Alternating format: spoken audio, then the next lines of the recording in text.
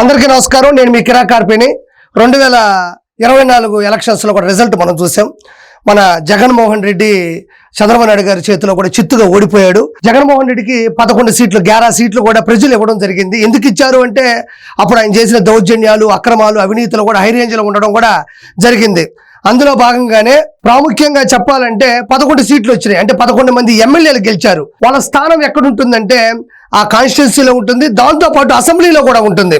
ఆ 11 స్థానాలు ఏంటి అంటే పులివెందుల, రాజంపేట, బద్వేలు, పొంగనూరు, తంబాలపల్లి, దర్శి, ఆలూరు, మంత్రాలయం, ఎర్రగొండపాలెం, పాడేరు, అరకు 11 సీట్లకి వాళ్ళు పరిమితం అయ్యారు. ఈ 11 సీట్లు అంటే జగన్మోహన్ రెడ్డితో కలిపినటువంటి 10 సీట్లు కూడా 11 మంది కూడా వాళ్ళు అసెంబ్లీకి రావాలి. అసెంబ్లీకి హాజరైన తర్వాత ప్రజల సమస్యల మీద మాట్లాడాలి, ప్రశ్నించాలి, వాళ్ళతో డిస్కషన్ చేయాలి. ఇది ప్రజలందరూ కూడా ప్రత్యక్ష ప్రసారాలు వీక్షిస్తూ ఉంటారు. ఇది ఎవరైనా చేయాల్సినటువంటి పని. ఎందుకంటే ప్రజలు నమ్మి ఓట్లేసి అక్కడికి వెళ్ళి మాకు న్యాయం చేయి అన్నారు. మనం సీఎం కాకపోయినా, మనకి ప్రతిపక్ష హోదా లేకపోయినా మన 11 సీట్లు కలిసి అక్కడికి వెళ్ళడం అనేది న్యాయం, ధర్మం. అదే డెమోక్రసీ, అదే రాజ్యాంగ భద్రత. అవన్నీ పక్కన పెట్టేసి అక్కడికి వెళ్తే ఏం మాట్లాడతారో, వాళ్ళకి 164 సీట్లు ఉన్నాయి కదా, ఇంతకుముందు మనం దారుణంగా విమర్శించినాము, దారుణంగా వాళ్ళని తిట్టినాము. ఇప్పుడు వెళితే మనం తట్టుకోగలమా? వాళ్ళన్న మాటలకి మనం తిరిగి మాట్లాడలేకుండా నిస్సహాయ స్థితులు, అంటే నిస్సహాయ స్థితిని కూడా కాదు, అతను చేసిన పాపాలే, కర్మ ఈజ్ బ్యాక్ అన్నట్టు ఆడ కూర్చున్నప్పుడు ఎక్కువ మంది వాళ్ళు ఉన్నారు.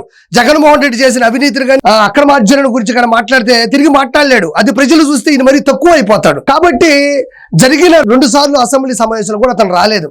రీసెంట్ గా రఘురామకృష్ణరాజు గారు కూడా అన్నారు, ఒక ప్రెస్ మీట్ పెట్టి వర్కింగ్ డేస్ అంటే అసెంబ్లీకి ఉన్నటువంటి రోజులు, అంటే వర్కింగ్ డేస్ అసెంబ్లీ ఉంటుంది కదా 60 రోజులు, అంటే హాజరు కావాల్సినటువంటి అసెంబ్లీ 60 రోజుల్లో వరుస పెట్టి కానీ 60 రోజుల్లో కానీ రాకపోతే ఇమ్మీడియట్లీ ఎమ్మెల్యేని సస్పెండ్ చేయడం జరుగుతుందని చెప్పడం జరిగింది. దాంతో భయపడిపోయి ఇది ఎక్కడ తీసేస్తారు అనుకున్నాడో ఏమో, అసెంబ్లీకి మమ అంటూ అక్కడికి వచ్చి ఒక 2 మినిట్స్ ఉండి వెళ్ళిపోయాడు అక్కడి నుంచి. అంతే.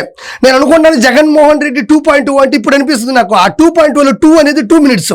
ఆయన అసెంబ్లీలో 2 మినిట్స్లో ఉంటాను, నేను 2 మినిట్సే ఉంటాను, నేను 2 మినిట్స్ అయితేనే వస్తాను, 2 నిమిషాలు 2 మినిట్స్ వస్తాను, 2 నిమిషాలు అయితే నేను వస్తానని చెప్పకనే చెప్పేశాడు.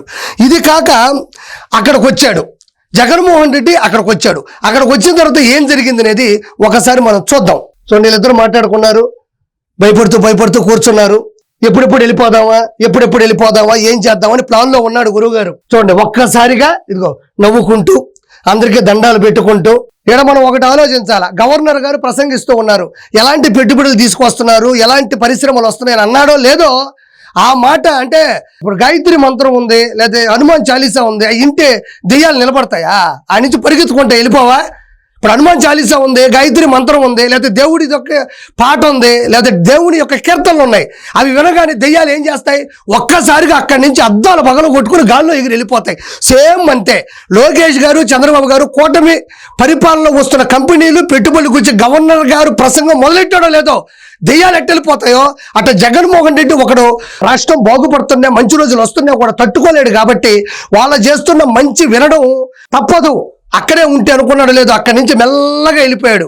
అంటే అక్కడ ఏం మాట్లాడుతున్నా తెలుసు, విన్నాడు, టక్కున వెళ్ళిపోయాడు అంతే. అక్కడి నుంచి వెళ్ళిపోతూ నేను ఒక మాట మాట్లాడుతున్నా, జగన్మోహన్ రెడ్డి అనే నువ్వు 100% అసెంబ్లీకి రావాలి. నువ్వు పులివెందుల నుంచి గెలిచావు, నీతో పాటు 10 మంది గెలిచారు. మీరు గెలిచినప్పుడు అసెంబ్లీకి వచ్చి మాట్లాడడం, ప్రశ్నించడం, ప్రజల సమస్యల మీద పోరాటం చేయడం అనేది చట్టసభ, శాసనసభలో చేయాల్సిన నీతి, నిజాయితీ. రాక వచ్చావు కొత్త పెలుగులు లెక్క. వచ్చినప్పుడు ఆడ కూర్చొని సమస్యలు ఏముండాయి అనేది నువ్వు మాట్లాడాలా. ఏం చేసావు? వాళ్ళు మాట్లాడుతున్నా అక్కడి నుంచి చెప్పా పెట్టకుండా అటు పోతా ఉండవు అంతే. నేను ఒకటే కొంచెం చేస్తాను, నిన్నెవరన్నా కొట్టారా, నిన్నెవరన్నా తిట్టారా?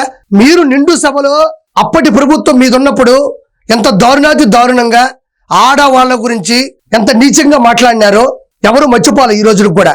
అదే విధంగా మీ కుటుంబంలో ఉండే ఆడవాళ్ళ గురించి ఈ రోజు జరిగిన సభలో ఒక్క మాట ఎవరైనా అన్నారా? అనలేదు కదా. మరి ఎందుకు వెళ్ళిపోతా ఉండవు నువ్వు? మళ్ళీ మధ్యలో పెద్దగా అరవడం, మాకు ప్రతిపక్ష హోదా కావాలి అని. ప్రతిపక్ష హోదా అంటే నీకు నేను చాక్లెట్, నువ్వు నాకు చాక్లెట్, కేకు, బిర్యానీ పెట్టుకోవడం కాదు, ఇచ్చి పుచ్చుకోవడం కాదు. అప్పు తెచ్చుకోవడం కాదు ప్రతిపక్ష హోదా అంటే. జనాలకి మంచి చేసి సీట్లు ఎక్కువ తెచ్చుకుంటే అప్పుడు మనకి ప్రభుత్వం అంటే డెమోక్రసీ నుంచి, రాజ్యాంగం నుంచి మనకు వస్తుంది. నీకు ప్రతిపక్ష హోదా అంటే కూడా తెలియకపోతే ఎవరేం చేయాలి నీకు? ప్రతిపక్ష హోదా అంటే 175 సీట్లు ఉన్నాయి. 175/10 = 17.5 అంటే =18 అంటే 18 సీట్లు ఉంటే నీకు ప్రతిపక్ష హోదా ఉంటుంది. నీకు ఆంధ్రాలో కాదు ప్రతిపక్ష హోదా, తెలంగాణలో కూడా లేదు. తెలంగాణలో 119 అంటే 119 = 11.9 అంటే 119/10 = 11.9 దట్ = 12. నువ్వు అలా ఎత్తుకున్న అతి తక్కువ సీట్లు అంటే ఆంధ్రాతో పోలిస్తే తక్కువ కాన్స్టిట్యున్సీ సీట్లు ఉండే తెలంగాణలో కూడా నీకు అపోజిషన్ లేదు. నీతో ఎక్కడ యాగాల? ఈడకు వచ్చి కూర్చున్నావు, ప్రశ్నించాలి కదా, ఎదురు తిరగాల కదా. అంటే ఏదో మామ ఈ మధ్యకాలంలో ఎవరన్నా చనిపోతే చాలు టక్కన ఫోన్ వస్తుంది. జగనన్నా చనిపోయారంటే వచ్చి నవ్వుతూ, ఎలా అయితే వాళ్ళని చెక్కటి చిరునవ్వుతో ఇలా చూస్తూ వాళ్ళని దాన్ని ప్లస్ చేసుకోవాలనుకుంటావో అట్టెళ్ళి ఒక 2 నిమిషాలు. రెండోది, ఎవరు పెళ్ళున్నా చాలు పిలిచి పిలవకుండా అట్టయితే వెళ్ళిపోతావు చూడడానికి. నీకు అసెంబ్లీ కూడా వాటితో సమానం అయిపోయింది. అసెంబ్లీ అంటే మనం కూర్చోవాలా? మనం ఎమ్మెల్యేవి, మనకు సీఎం ఉండాలా, ప్రతిపక్ష హోదా ఉండాలా, ఎమ్మెల్యే అనేది మనకు వద్దు. కాబట్టి ఎప్పటికైనా నేర్చుకో, ఓర్చుకో. ప్రజలు నిన్ను పులివిందుల నుంచి గెలిపించారు. దాంతోపాటు 10 మంది, మీకు ఒక క్రికెట్ టీం ఉంది.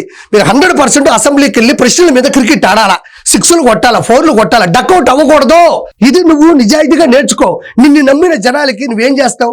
ఇప్పుడు జనాలు ఏమనుకోవాలంటే జగన్మోహన్ రెడ్డి లోపలికి వెళ్ళాడు, ఎవరో ఏదో అనేశారు, అది తట్టుకోలేక వెళ్ళిపోయాడు, మా జగనన్న మంచోడు, మా జగనన్న హింసించారు అంటున్నారు.